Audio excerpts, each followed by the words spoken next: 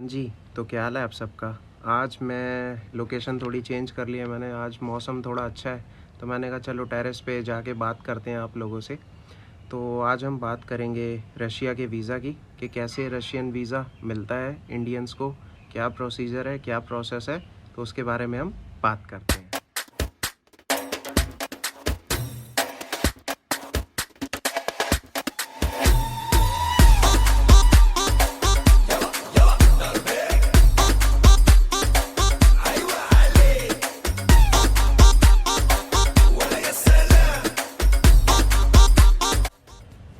तो जी, रशिया का वीज़ा हम बहुत इंडियंस लोग सोचते हैं बहुत मुश्किल है, कैसे लिया जाएगा। किसी एजेंट से बात करते हैं कि वो हमारा वीज़ा लगा देगा। बाकी मैं अपने दिल से बात बताऊंगा और ये फैक्ट भी है कि इंडिया और रशिया का बहुत अच्छा रिलेशन चल रहा है आजकल क्या, बहुत पहले से ही बहुत अच्छा रिलेशन है। और इसका वीज़ा रशिया का लेना सबसे इजी प्रोसेस है, जिसके बारे में आपको मैं बताने वाला हूँ।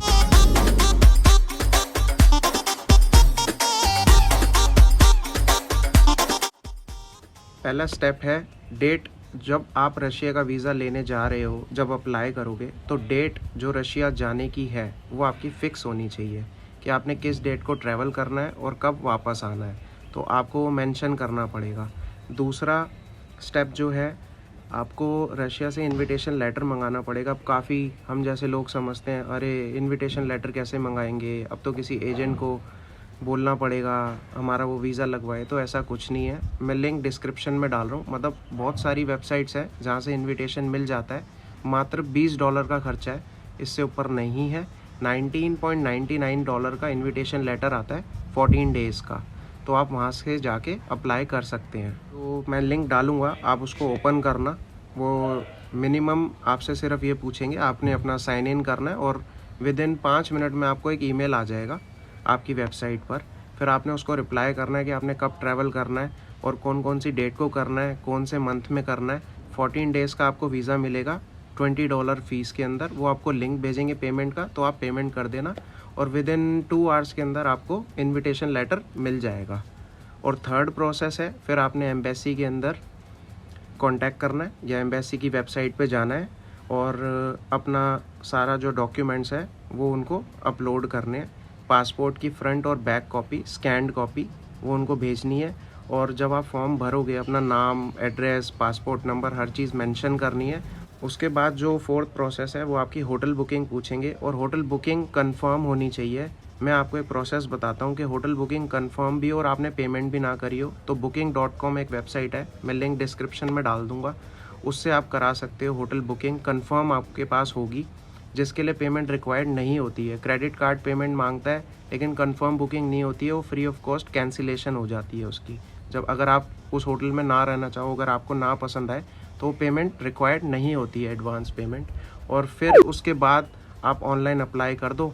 और अपनी जो सबसे मेन प्रोसेस है, जो मैं आपको बताना भूल गया, जो आपके पास इनविटेशन लेटर आया होगा ना, उस पर एक कोड आया होगा, तो वो जब आप ऑनलाइन आप एम्बेसी के अंदर अप्लाई करोगे, रशियन एम्बेसी के अंदर, और मैं आपको ये अपना पर्सनल एक्सपीरियंस से बता रहा हूँ कि आप डायरेक्ट एम्बेसी में अप्लाई करो, VFS में मत करो।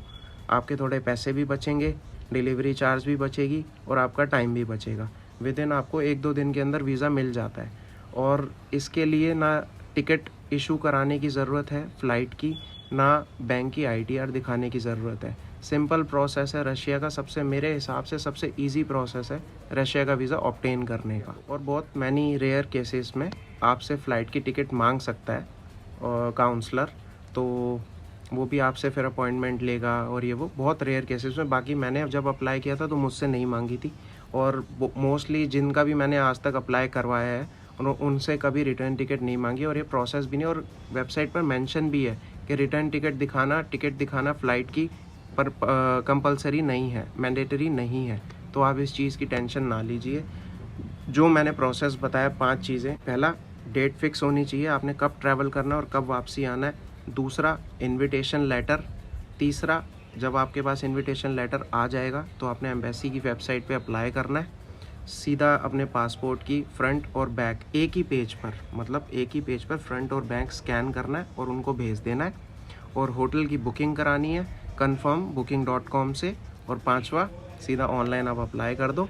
आपको अपॉइंटमेंट जो आपकी, जहाँ आप रहते हो, बॉम्बे में रहते हो, चेन्नई में रहते हो, दिल्ली में रहते हो, तो आप उस जगह की अपॉइंटमेंट ले लीजिए।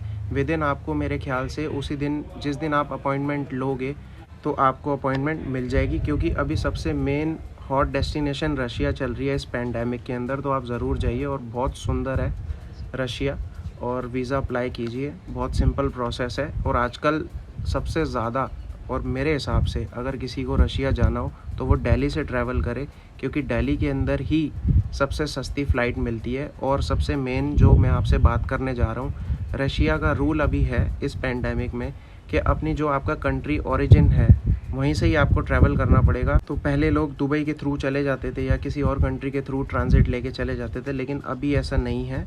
आप सीधा दिल्ली से या कहीं से भी जा रहे हो इंडिया की किसी स्टेट से, तो आपको डायरेक्ट फ़्लाइट लेनी होगी मॉस्को की या सेंट पीटर्सबर्ग या कहीं की भी, लेकिन आपने डायरेक्ट रशिया जाना है, कोई होल्ड नहीं होना चाहिए। और मेरे हिसाब से जो मैंने अभी सर्च आउट किया है, सबसे सस्ती फ़्लाइट दिल्ली से मिल रही है। और मेरे हिसाब से अगर आप लोग चलेंगे, तो मैंने दिल्ली में सर्च आउट करी है, सबसे सस्ती फ़्लाइट मिल रही है मात्र 15,000 रुपीज़ की।